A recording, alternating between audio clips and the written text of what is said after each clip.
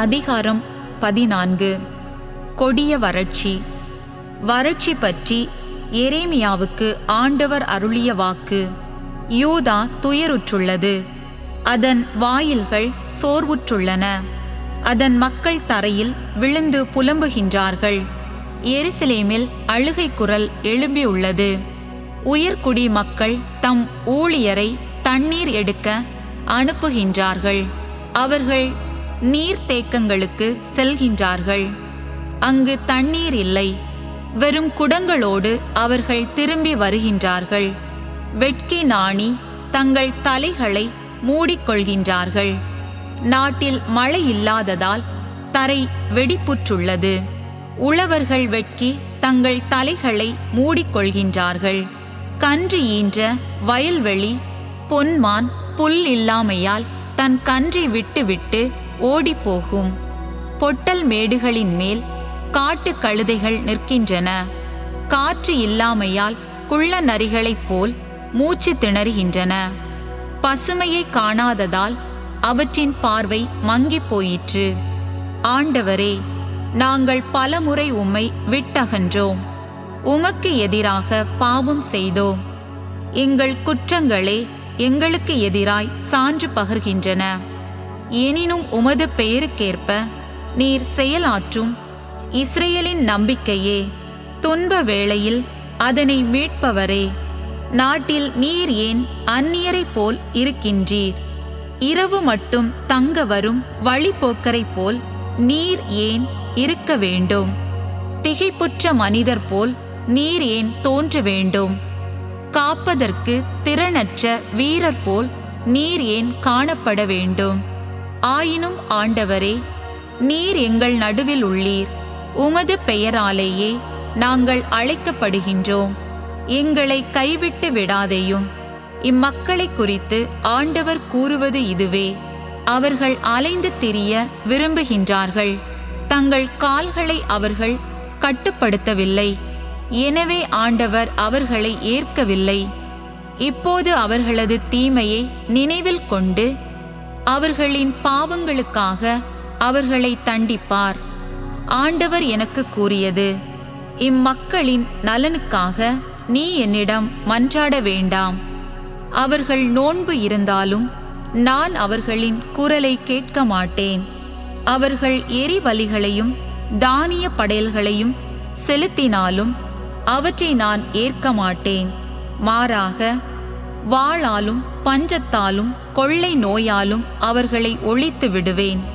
அப்பொழுது நான், ஓ தலைவராகிய ஆண்டவரே, நீங்கள் வாளை சந்திக்க மாட்டீர்கள்.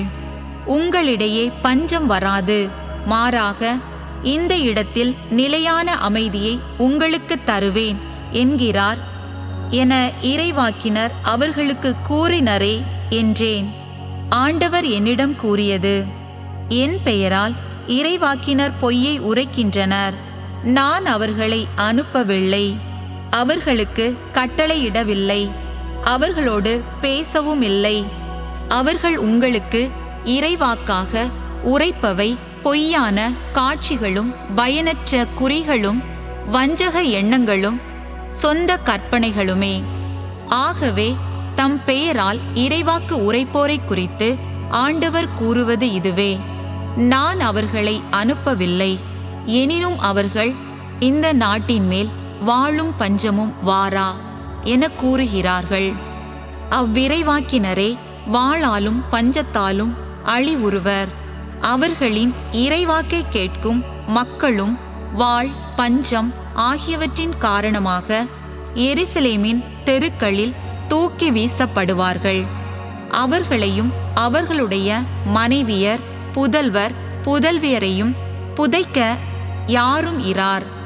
அவர்களது தீமையை அவர்கள் மீதே கொட்டுவேன். நீ அவர்களுக்கு இந்த வாக்கை கூறு: என் கண்கள் இரவு பகலாக கண்ணீர் சொரியட்டும், இடைவிடாது சொரியட்டும். ஏனெனில் என் மக்களாம் கன்னி மகள் நொறுங்குண்டாள். அவளது காயம் மிக பெரிது. வயல்வெளிகளுக்கு சென்றாள். இதோ பசியால் நலிந்தவர்கள் இறைவாக்கினரும் குருக்களும் தங்களுக்கு முன்பின் தெரியாத நாட்டில் அலைகின்றார்கள். நீர் யூதாவை முற்றிலும் புறக்கணித்து விட்டீரா? சீயோனை உள்ளம் வெறுத்து விட்டதா? நாங்கள் குணமாகாதபடி ஏன் எங்களை நொறுக்கினீர்? நாங்கள் அமைதிக்காக காத்திருந்தோம், அதில் பயனேதும் இல்லை. நலம் பெறும் காலத்தை எதிர்பார்த்திருந்தோம், பேரச்சமே மிஞ்சியது. ஆண்டவரே, எங்கள் தீமையையும் எங்கள் மூதாதையரின் குற்றத்தையும் நாங்கள் ஏற்றுக்கொள்கிறோம். நாங்கள் உமக்கெதிராய் பாவம் செய்தோம். பெயரை முன்னிட்டு எங்களை உதறி தள்ளாதீர். மாட்சிமிகு அரியணையை அவமதிக்காதீர். நீர் எங்களோடு செய்த உடன்படிக்கையை நினைவு கூரும், அதனை முறித்து விடாதீர். வேற்றினத்தாரின் தெய்வ சிலைகளுள் மழை தரவல்லது எதுவும் உண்டா?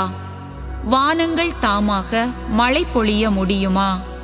எங்கள் இறைவனாகிய ஆண்டவரே, நீரன்றோ அதை செய்பவர்? நாங்கள் உம்மையே எதிர்நோக்கியுள்ளோம், ஏனெனில் இவற்றையெல்லாம் செய்பவர் நீரே.